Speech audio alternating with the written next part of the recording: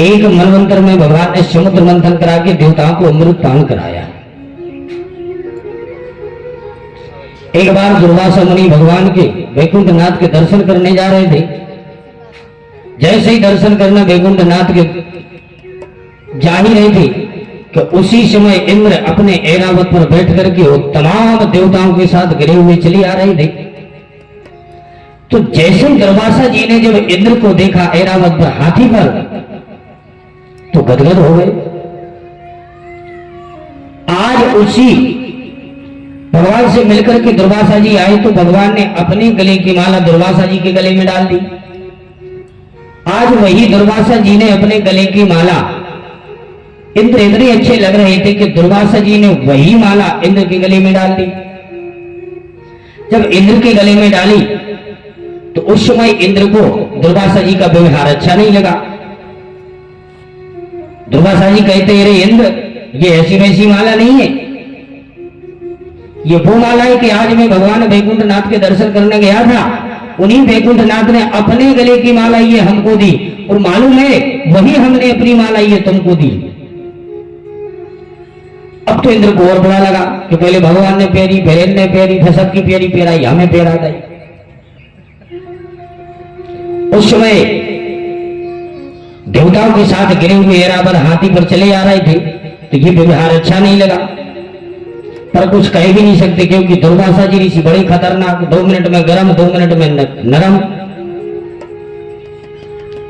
माला को पहना करके दुर्वासा जी तो चले गए,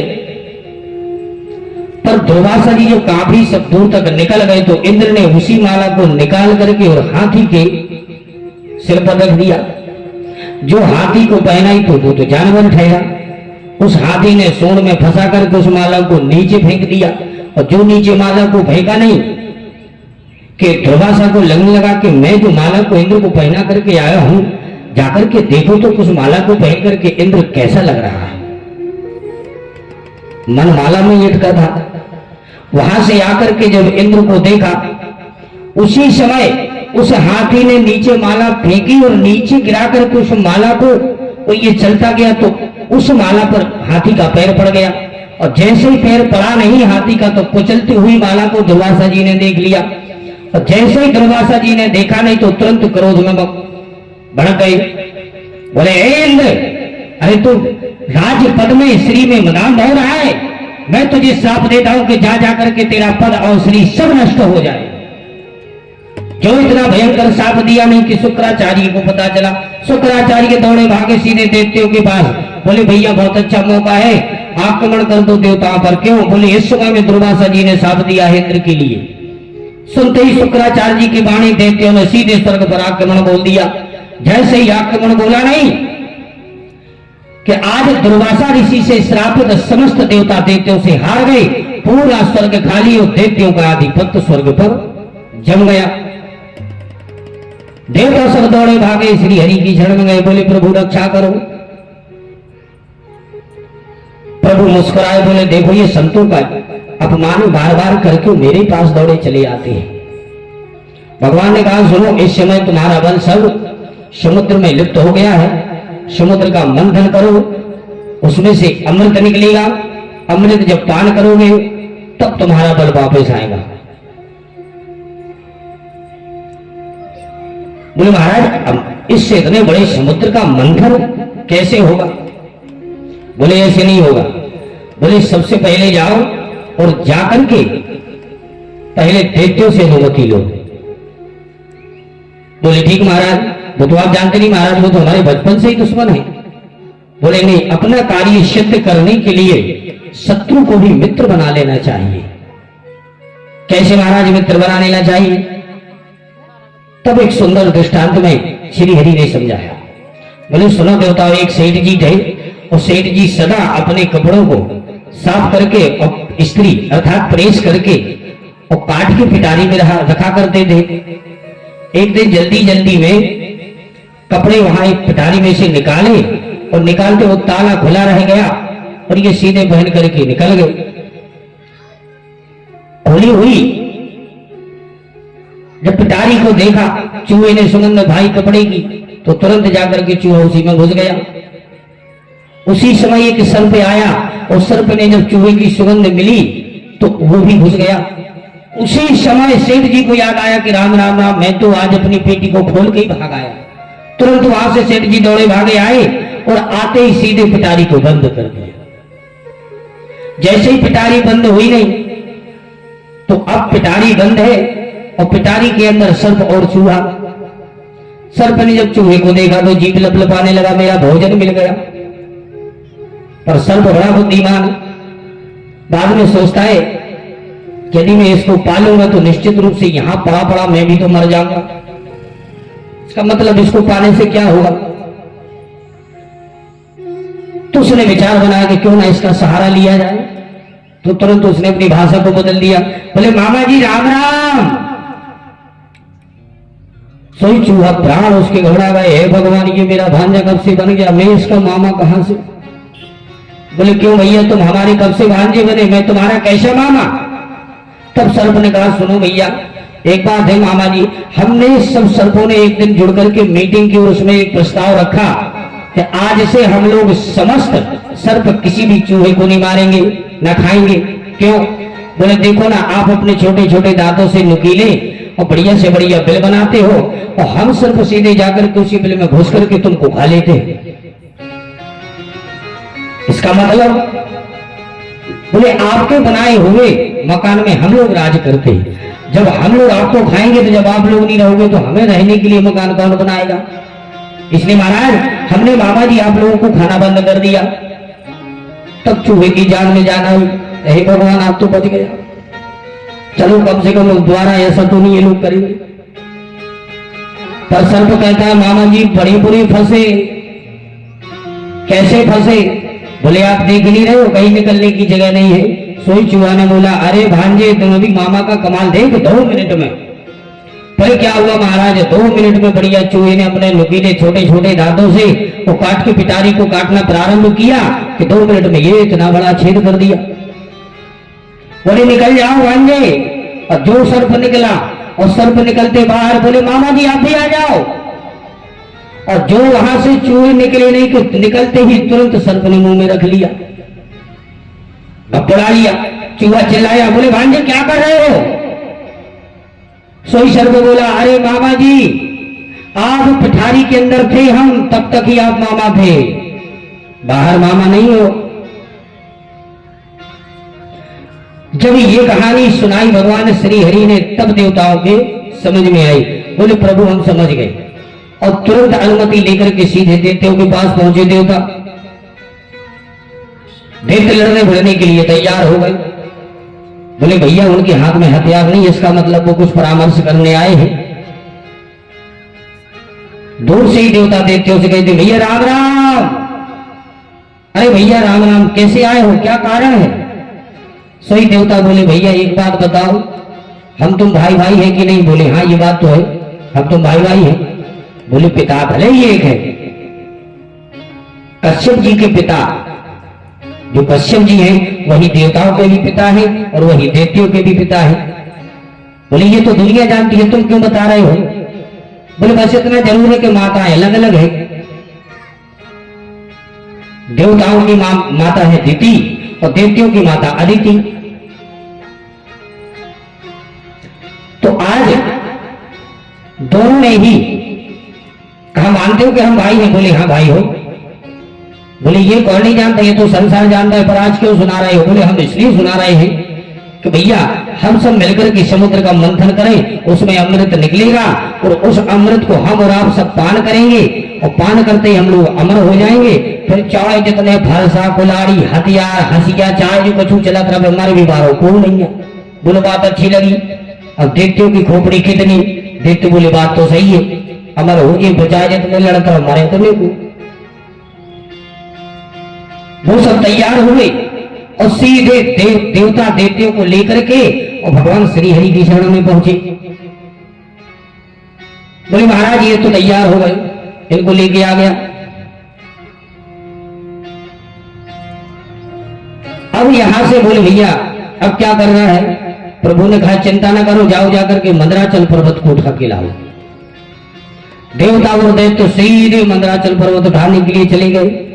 जो मंदराचल पर्वत पहुंचे नहीं, श्री गणेश किया नहीं तो गणेश जी ने कहा रुक जाओ, हम तुमको पिलाते हैं अमृत।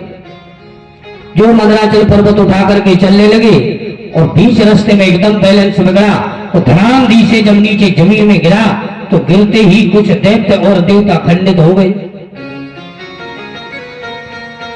जैसे ही खंडित हुए नहीं दौड़े भागे आए भगवान के पास, बोले प्रभु पर्वत तो उठाए उठता नहीं है, समुद्र का मंथन क्या खाक करेंगे? बोले चिंता ना करो, हम तुम्हारी थोड़ी सी मदद कर देते हैं। भगवान वहां से आए और सीधे मंदराचल पर्वत को उठा करके समुद्र के किनारे स्थगित किया। बोले भक्तवत्सल भगवान की जय। बोले अब रही का काम कौन करेगा? बोले जाओ जाकर के बासुकी नाग को तैयार करो। देवता और दैत्य दोनों पहुंचे सीधे बासुकी नाग के पास। बासुकी नाग से आज्ञा ली। बासुकी नाग के पास पहुंचते ही दूर से भैया राम राम। अरे भैया राम राम, देवता और दैत्य मिलकर के मेरे पास क्या कारण है? सारी कथा बता सुनाई। बोली महाराज हम समुद्र का मंथन कर रहे हैं और हम चाहते हैं कि आप जाकर के मंदराचल पर्वत में लिपट जाओ और हमारा थोड़ा सा सहयोग करो, उसमें से अमृत निकलेगा, हम लोग पान करेंगे।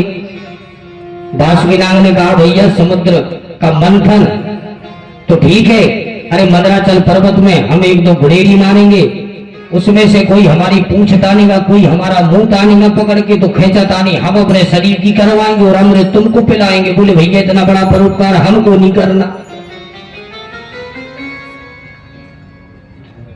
तब देवता और दैत्य बोले महाराज क्षमा करें, उसमें से आपको भी हिस्सा दिया जाएगा। जब ये देवता और दैत्य मिलकर के बोले कि हिस्सा मिलेगा, तब बासुकी नाग तैयार हुए, विचार किया चलो भैया यदि हिस्सा मिलेगा तो थोड़ी बहुत हम भी उसमें अपना सहयोग कर देंगे। तो बासुकी नाग चल पड़ा। अब वहां बासुकी नाग आया और जैसे ही समुद्र मंथन होने लगा, अब भगवान जानते थे कि जितने भी ये दैत्य और देवता है तो देवता सब पूंछ की तरफ लग जाए और दैत्य सब मुंह की तरफ लग जाए। पर ये यदि दैत्यों से कहा जाए कि भैया तुम मुंह की तरफ लग जाओ तो ये अभी भड़क जाएंगे। सो ही भगवान ने अपनी भाषा बदल दी, क्योंकि दैत्य है ना ये उल्टी खोपड़ी के होते हैं। भगवान बोले सुनो भैया देवता हो, तुम उच्च कुल के हो, इसलिए मुंह की तरफ तुम ही लगना। सो ही दैत्य बोले वाह हमका गिरी खानदान के है, मुंह की तरफ लगे तो हम ही लगे, नहीं तो नहीं करने, मंथन मंथन होगा। भगवान ने ये क्यों कही? भगवान जानते थे कि उल्टी खोपड़ी के।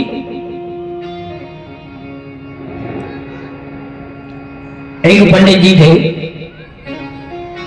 पंडित जी बड़े सीधे सच्चे थे, बहुत सरल थे, पर पंडितानी बड़ी खतरनाक। अब यदि घर में दो चार मेहमान आ जाए तो भोजन तो पंडितानी को ही बनाना पड़ता। दो चार मेहमान आए नहीं, पंडित जी का बड़ा भाव हुआ। सोई पंडितानी बोली वाह क्या ये होटल है, ये ढाबा है, वे यहाँ चले आते हैं, मैं किसी को पानी नहीं देने वाली, ना मैं किसी को भोजन बनाने वाली, क्या चाहे आए, ये ढाबा होटल है क्या? अब पंडित जी ने विचार किया कि अब क्यों ना अपनी भाषा उल्टी कर दी जाए। तो पंडित जी ही अपना उल्टा बोलने लगे। ऐसे ही एक दिन आज दो चार संत आए, संतों को देख करके आज महाराज जी का बड़ा मन हुआ पंडित जी का कि क्यों ना इनके भोजन चाय पानी हमारे घर हो जाए। तो वहां से आते ही वो सीधे श्रीमती जी से बोले सुनो पता है तुम्हें आज 4-5 बाब आए हैं, पर अपने घर आया तो सुने पानी देने ने चाय और रोटी तो बनाती हुई नहीं, बिल्कुल नहीं रोटी बनाना। सोई पंडितानी बोली वाह अरे 4 क्या 40 आ जाए, मैं तो सबको बना के पवाऊंगी, बढ़िया खिलाऊंगी, यदि उनको खिलाया नहीं तो मेरी घर की बदनामी नहीं होगी। अब महाराज ऐसे काम चलता था पंडित जी का। ऐसे ही समय आया तो इस समय में देख रहे हो आप बड़ी इलाहाबाद का प्रयाग कुंभ, तो पंडित जी का बड़ा मन हुआ कि क्यों ना संसार दुनिया वहां जा रही है नहाने के लिए, तो क्यों ना हम दोनों भी चले, पर जाएं कैसे? सोई पंडित जी वहां से घर आए, वो घर में आते ही उल्टी भाषा बोलना प्रारंभ किया। बोली सुनती हो देवी, इलाहाबाद प्रयागराज का बड़ा कुंभ है, संसार के लोग जा रहे हैं, पर अपने राम जी को नहीं जाना। अरे कौन किराया लगा के कितना धक्का मुक्की, अरे 4 बाल्टी से यही नल के पानी में नहा लेंगे, हर हर गंगे, हो गया प्रयागराज का महाकुंभ स्नान। सोई पंडितानी बोली वाह, दुनिया इलाहाबाद बड़ी कुंभ में स्नान करने जाएगी, तुम नल के पानी से नहाओगे? अरे तुम नहाओ पर मैं तो जाऊंगी, मैं रुकने वाली नहीं। अब जैसे तैसे महाराज तैयारी हो गई। बोली सुनो देवी, अब जाना तो भीग पर बिल्कुल कोई नाश्ता पानी नहीं बनाना। सोई बोली वाह, नाश्ता पानी नहीं बनाऊंगी? अरे बोले तमाम रास्ते में मिलता है। बोले रास्ते में 10 की चीज 20 में मिलेगी, मैं तो घर से ही ले जाऊं। इतनी पूरी बना के तैयार। जैसे ही वो तैयारी की नहीं, अब सीधे यहां से बढ़िया इलाहाबाद पहुंचे। और जैसे ही प्रयागराज पहुंचे, पंडित जी तो समझ के बोल ही रहे थे, पर क्या करें बेचारे पंडित जी की। इलाहाबाद प्रयागराज गंगा जी के किनारे पहुंचे तो पहुंचते ही सत्य बात निकल आई। बोले सुनो देवी, किनारे में बैठ के नहाई हो, अंदर ना जाइयो, बहुत गहरा है। सोई पंडितानी बोली वाह, इतनी दूर से आई हूं, किनारे में बैठ के नहाऊंगी? मैं तो अंदर जाऊंगी। और जो महाराज पंडितानी अंदर गई नहीं, जो सीधी बहती चली गई। अब पंडित जी घबराए, चिल्लाए मछुआरों से, बोले भैया जार लाओ, भैया जार लाओ। अब पंडित जी ने चिल्लाया तो मछुआरे बढ़िया जार लाए। अब गंगा जी ऐसी बह रही है तो बह रही है ऐसी, अब वो जार डाले यहाँ। पंडित जी बोले भैया इस तरफ ना डालो, इस तरफ डालो। क्यों? बोले भैया वो जिंदगी में नहीं चली सीधी, तो वो सीधी बही भी नहीं होगी, वो तो उल्टी बही होगी। बोलो राधे राधे। तो ऐसे काम चलता है। आज भगवान जानते थे कि ये देवता लोग उल्टी खोपड़ी के हैं, सोई भगवान ने अपनी भाषा को बदल लिया। बोले सुनो भाई देवता हो, तुम उच्च कुल के हो, इसलिए मुंह की तरफ तो वहीं लगना। सोई देवता बोले वाह, हम का गिरी खानदान के हैं, मुंह की तरफ लगेंगे तो हम ही लगेंगे, नहीं तो नहीं करना। समुद्र मंथन हो गया। भगवान ने कहा भैया तुम ही उच्च कुल के हो, जाओ जा करके मुंह की तरफ तुम ही लग जाओ। फिर क्या हुआ महाराज, सभी देवते जा करके मुंह की तरफ लग गए और देवता सब लग गए पूंछ की तरफ। द्वंद्व समुद्र का मंथन होने लगा। जैसे ही समुद्र का मंथन होना प्रारंभ हुआ नहीं, आज उस मदराचल पर्वत को समुद्र में स्थगित किया नहीं, और जो मंथन किया तो मदराचल पर्वत डूबने लगा। जैसे ही डूबना प्रारंभ हुआ, भगवान ने विचार किया यदि ये डूब गया तो हो गया समुद्र का मंथन। तो तुरंत ही भगवान ने यहाँ पर एक अवतार लिया, कच्छप अवतार। बोले कच्छप भगवान की। तुरंत भगवान ने एक विशाल कछुए का रूप धारण किया और अपने पीठ पर ही समुद्र के अंदर और अपनी पीठ पर मदराचल पर्वत को स्थगित किया।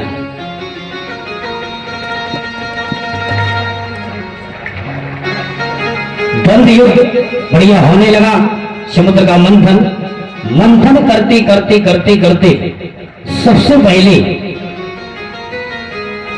विष निकला।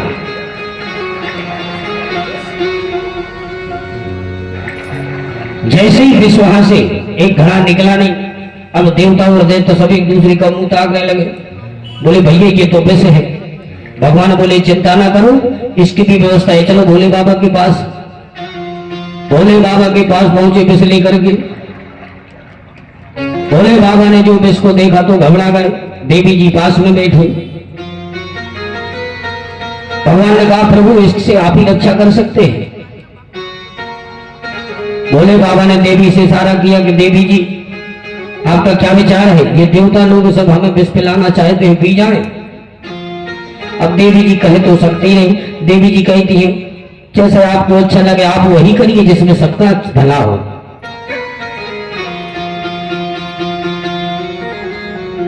बोले भैया ठीक है लाओ देवताओं में से। और जो पान करने लगी तो पान करते ही भोले बाबा को याद आ गई कि राम राम राम, मेरे हृदय में तो आज मर्यादा पुरुषोत्तम श्री राम जी विद्यमान है। यदि मैंने ये विष का घूंट यदि अंदर डाल दिया तो निश्चित रूप से उनको कितनी जलन होगी, और यदि मैं इसको धारण करता हूं तो हमारे प्रभु को कष्ट होगा। तो यदि मैं इसको पान नहीं करता, यदि मैं इसको बाहर ही रखता हूं तो सारा संसार नष्ट हो जाएगा। भई गत सांप छुंदर केरी और लत बनत न लीलत के। ना उबलते बनता और ना अंदर जाते बनता। विचार किया तो राम और मां अर्थात राम नाम का सहारा लिया भगवान भोलेनाथ ने रा कहा और रा कहते ही जैसे ही मुंह खुला रा, मुंह खुलते ही सारे विष को अपने मुख में धारण किया और जैसे ही मुख में रखा नहीं कि मां कहते ही मुंह का ढक्कन बंद, रा मां, तो मां कहते ही मुंह बंद हो जाता है, राम मां कहते ही तो रा और मां के बीच में सारे विष को रख लिया, ना वो अंदर गया और ना वो बाहर, बीच में ही अटक गया। तब से भोले बाबा के एक नाम हो गए नीलकंठ। भोले नीलकंठ महादेव की जय।